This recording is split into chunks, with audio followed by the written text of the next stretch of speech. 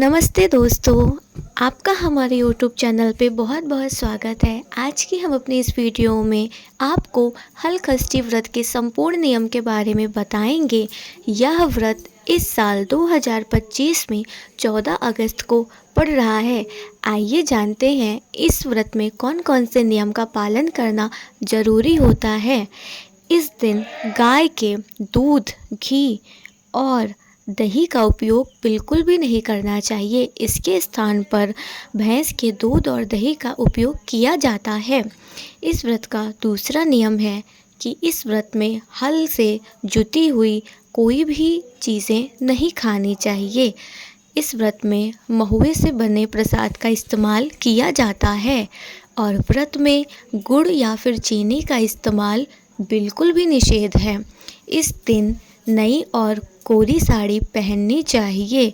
माताएं सुई और धागे का इस्तेमाल कर सकती हैं। जब आप कुशा में गांठ लगाएं तो एक बात का विशेष ध्यान रखें, जैसा कि नाम से स्पष्ट है कि इस व्रत का नाम हलखष्ठी है। इस दिन आप कोई भी वस्तु लें वो 6-6 के जोड़े में आपको लेनी है। मतलब आपको सभी वस्तुएं 6-6 लेनी है और जब आप कुशा में गांठ लगाएं तो आप 6 गांठ लगाएं, अर्थात एक बेटे के लिए 6 गांठ और 2 बेटे के लिए 12 गांठ। और जब आप कुशा को खोलें, मतलब उसकी गांठों को जब आप खोलते हैं तो एक बात का विशेष ध्यान रखें कि आपने जो गांठें बांधी हैं, जैसे एक बेटे के लिए 6 गांठ, दूसरे बेटे के लिए 6 गांठ, तो कुल मिला के 12 गांठ हुई।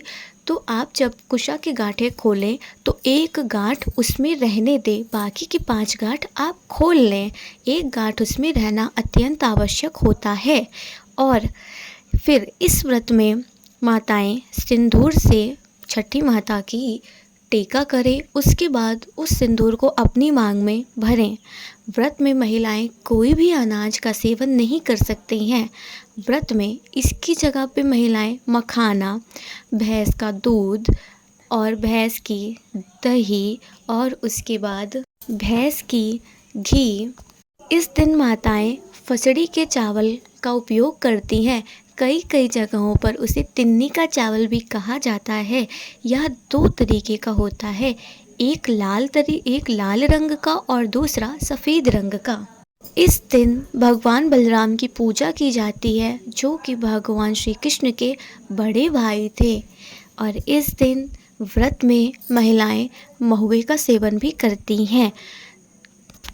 अगर आपको हमारी वीडियो पसंद आई हो तो एक लाइक कीजिए और चैनल को सब्सक्राइब कीजिए और अपनी सभी माताओं और बहनों के साथ हमारी इस वीडियो को ज़रूर शेयर कीजिए, जिससे उन्हें भी फ़ायदा मिल सके। सभी माताओं को मेरी तरफ से लल्लही छठ की बहुत बहुत बधाई। धन्यवाद।